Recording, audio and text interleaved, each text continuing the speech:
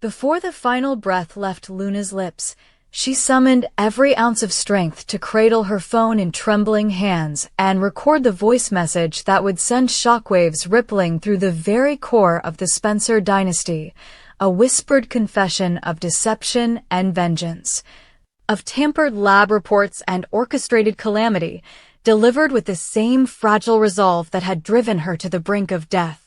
"RJ," she began, her voice barely more than a rasp. "It's me, Luna. I'm sorry I never told you sooner, but I had to protect myself and to punish your father for throwing me out of that mansion like I was nothing. I swapped Liam's blood work results. I hid his true condition, made his numbers look normal, because I knew if the doctors saw how dire it was, they'd keep him hospitalized, and I wanted to hurt Bill by hurting him, because Bill hurt me first." Her words cracked and caught in her throat as she added, "If you're listening to this, it means I'm gone. Please know that every choice I made was driven by the pain he put me through. I never wanted to kill Liam, only to slow him down, to turn his world upside down the way mine was." And with that, the line went dead, the confession etched forever into a voicemail left on her brother's phone just moments before her heart stuttered its last beat. The recording lay dormant in RJ's inbox until the day of Liam Spencer's memorial service, a grand affair at the Spencer Mansion's Rose Garden, where white lilies bowed in the afternoon breeze and mourners draped themselves in black to honor the man whose sudden decline had stunned all of Los Angeles. The family gathered under the canopy of ancient oaks, Steffi by Finn's side, Hope clutching Douglas close, Bill's face a study in grief and regret, while the staff lined the curved walkways, silent witnesses to a tragedy that had stolen truth and justice alike. Just as the eulogies reached their crescendo, the garden's sound system crackled to life with a voice no one expected to hear again. The clear tone of Luna's email chime drifted across the hushed assembly, and RJ, pale and uncertain, stepped forward with trembling fingers to play the file he thought he had never intended to share. The hush that fell was heavier even than the sorrow that had preceded it, for when Luna's frail whisper poured through every speaker, confessing her deliberate sabotage of Liam's medical tests, a single stunned gasp rose from the crowd and exploded into chaos. Steffi's hand flew to her lips. Finn staggered as if struck. Douglas pressed his small body closer to Hope. Bill's blood drained from his face. And even the stone heroes carved into the mansion's facade seemed to shudder as the truth spilled forth. No one had suspected that the young woman they pitted for her tragic end would have weaponized her own brother's love to enact revenge on a man who had shown her only cold contempt. The carefully erected narrative of a valiant fight against fate collapsed in an instant, replaced by the bitter knowledge that Liam's condition had been intentionally misrepresented, and that Luna's final act from beyond the grave was one of calculated malice wrapped in the guise of victimhood. RJ's shoulders shook as he paused the recording, his voice cracking like a whip when he spoke. I'm so sorry. I didn't think she'd leave this message. I thought it was just my secret." But his apology rang hollow to ears freshly seared by betrayal, for the family realized they had not only celebrated Liam's presumed recovery too soon, but had also been unwitting participants in a tragic scheme. Questions roared through the crowd. Had Liam's treatment been flawed from the start? Who had noticed the discrepancies in his chart? And above all, was Luna truly dead? Or could this final act of vengeance signal that she'd planned something more, a posthumous reveal to upend every life she touched? Bill, face ashen and voice trembling, demanded answers from the assembled medical team, tearing open files and demanding to see lab reports, while Steffi clutched Finn's arm, her heart pounding with renewed fear that the man she loved had been endangered not by fate, but by a heartbroken girl's spite. Hope embraced RJ. Her eyes brimmed with tears for the brother she idolized and for the sister she barely knew, torn between anger at Luna's cruelty and sorrow for the weight of rejection and humiliation that must have driven her to this final, fatal gambit. The pall of suspicion descended like a shroud, Murmurs floated of medical malpractice, tampering, revenge motives. Everyone eyed everyone else with a mixture of grief and suspicion. The carefully managed narrative of Liam's heroic battle was shattered by audio proof that his decline had been manipulated, and in that moment, the Spencer family understood that they had been celebrating too soon, and that the true tragedy was not just Liam's condition, but the deliberate hand that steered his fate toward ruin. As paramedics rushed to the makeshift stage to check RJ's pulse and security closed off the garden, Bill's rage morphed into a pained clarity. Luna's message reawakened memories of the night. She had stormed through his mansion's doors, accusing him of abandoning her, of leaving her with nothing. In retaliation, she'd turned her wrath on his son, his boy, knowing that Liam's downfall would cut deeper than any personal slight. Now, in her absence, Luna's voice loomed larger than life, a specter that refused to be silenced.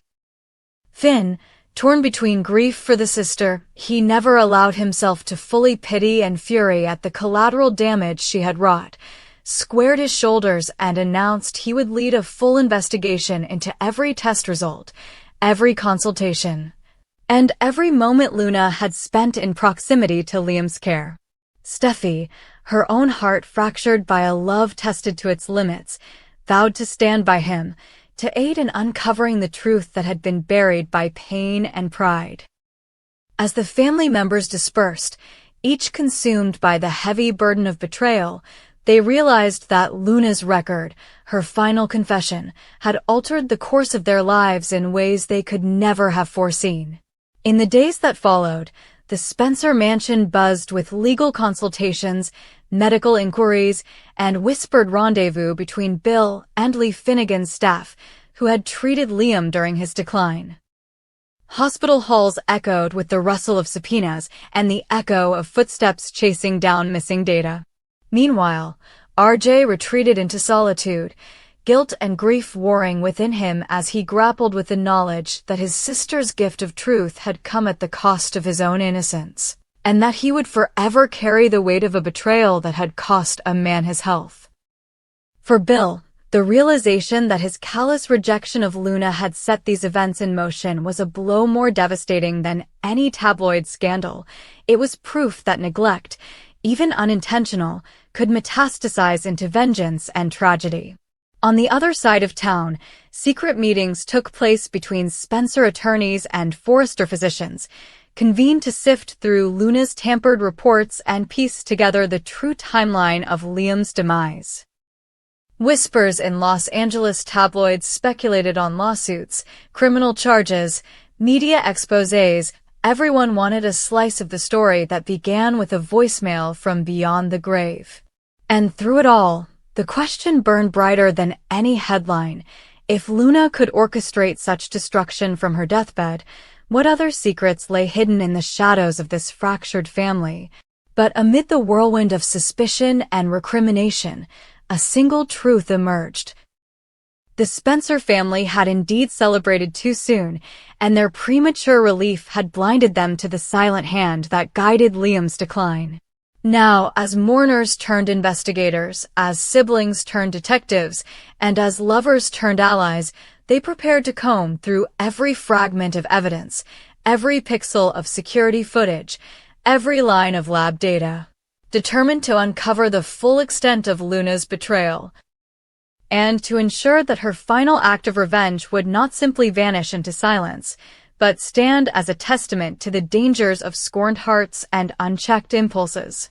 In that crucible of grief and determination, the family that had once stood united in sorrow found a new purpose: to honor Liam's memory by unearthing the truth, to confront the legacy of Luna's wrath, and to rebuild trust on foundations of transparency rather than assumption.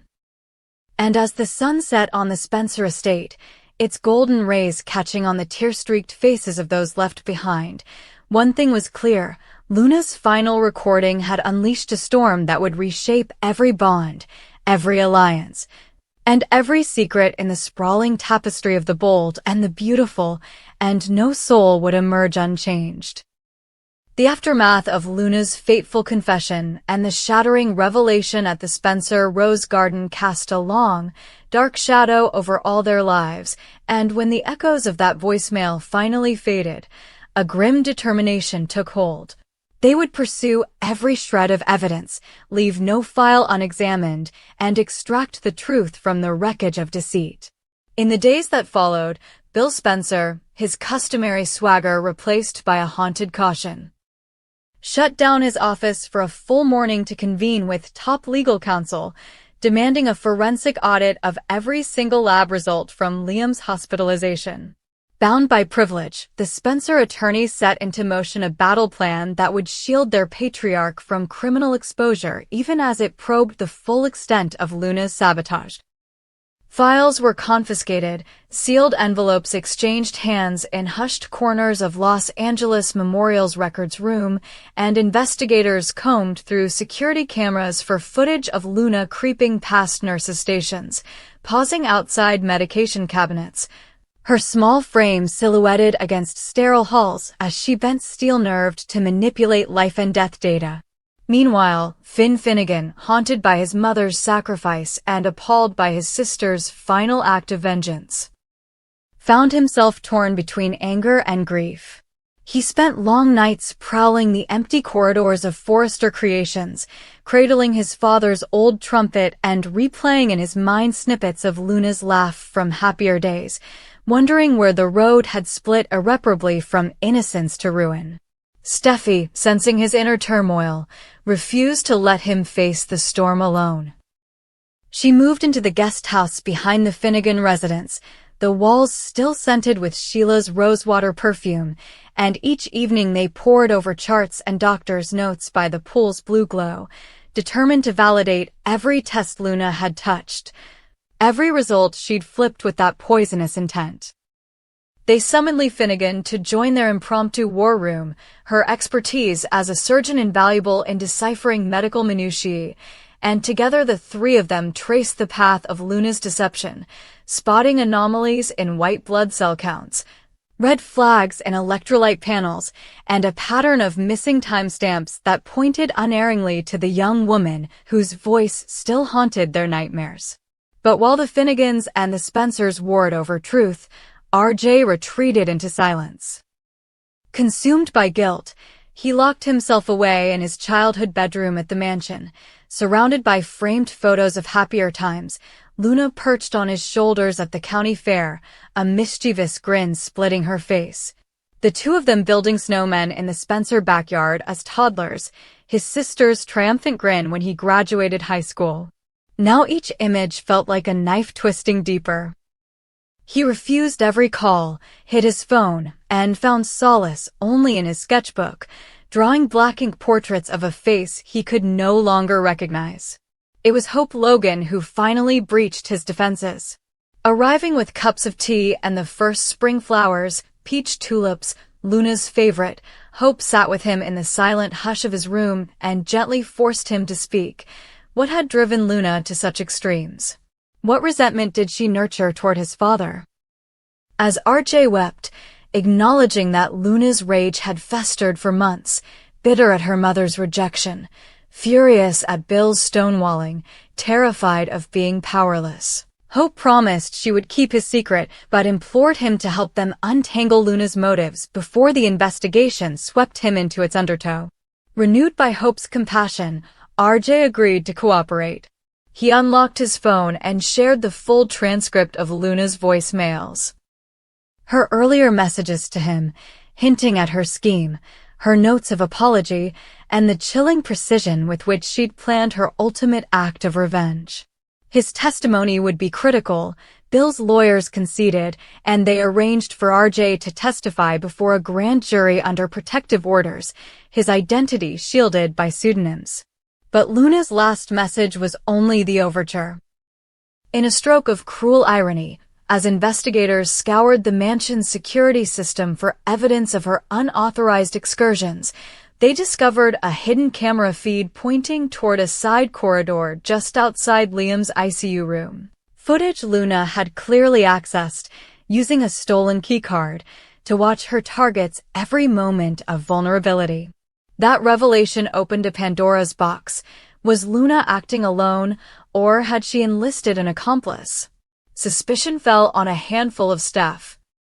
The night shift nurse who had taken an unexpected leave of absence, a lab tech rumored to resent the Spencers' influence, even a junior resident who'd vanished from the hospital without explanation. Each was scrutinized, interviewed, cleared, and then reconsidered as the net closed ever tighter around the truth.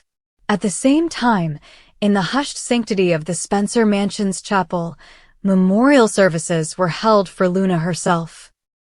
An odd, surreal event that blurred the lines between victim and villain.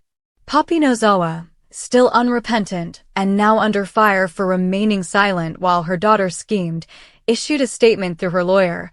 She had been devastated by Luna's death, but her rights as a grieving mother must be respected.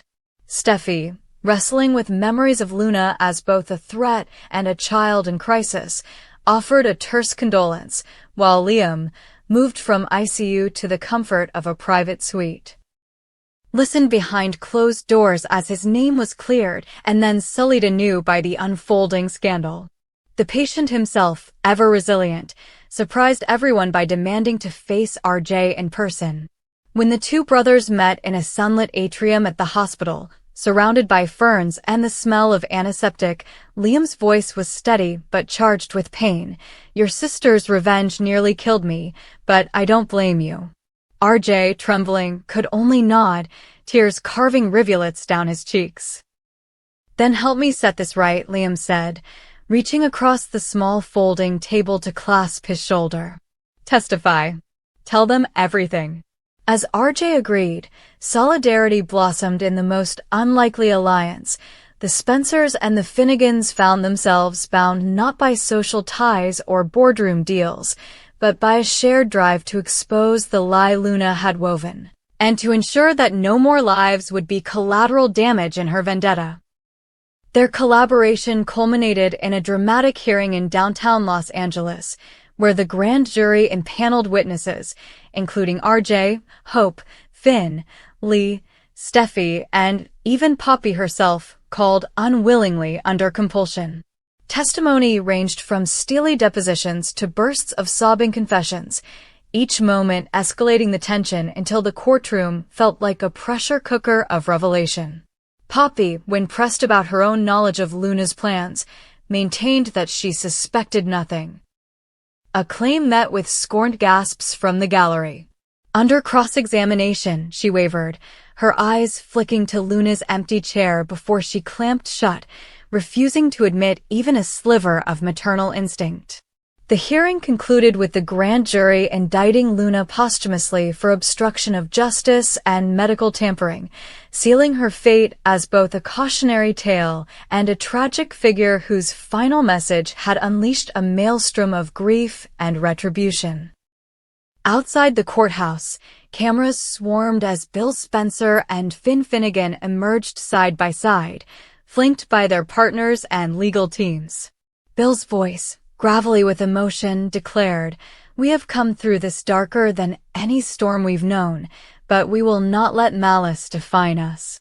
We owe that to Liam, to Luna, and to every family touched by this tragedy." Finn, more reserved but equally resolute, added, "This has tested every bond we have. Now we must rebuild on truth, no more secrets." In the months that followed, the creased lines of sorrow on every face gradually softened as life's rhythms returned to Los Angeles Memorial and Forrester Creations. Liam took steady steps toward full recovery, spearheading a foundation in Luna's name dedicated to mental health and patient advocacy, determined that her legacy would be one of healing rather than vengeance. RJ, still cloaked in guilt but bolstered by renewed purpose, enrolled in medical school, driven by a promise to prevent others from slipping through the cracks of institutional blind spots. Poppy Nozawa, ostracized but unbroken, retreated to a modest apartment across town, where she volunteered at a women's shelter, seeking atonement in acts of service even as old embers of anger smoldered beneath her resolve. And for Finn and Steffi, the ordeal forged a bond more unshakable than any runway debut or corporate merger. They renewed their vows in a private ceremony under the same roses where Luna's memorial had been held, whispering promises of honesty and mutual support that shimmered against a pale blue sky. Yet despite this fragile restoration, the undercurrents of their world remained ever restless. Whispers of a surviving accomplice, a lab report missing forever, and the question of whether Luna's spirit still lingered in the hidden corners of the hospital kept hearts racing late into the night. And above it all, the specter of revenge, once wielded by a desperate girl, lingered as a reminder that in the bold and the beautiful tapestry of their lives, forgiveness must be earned, trust continually tested, and the line between victim and villain forever blurred by the choices of those who walk its razor's edge.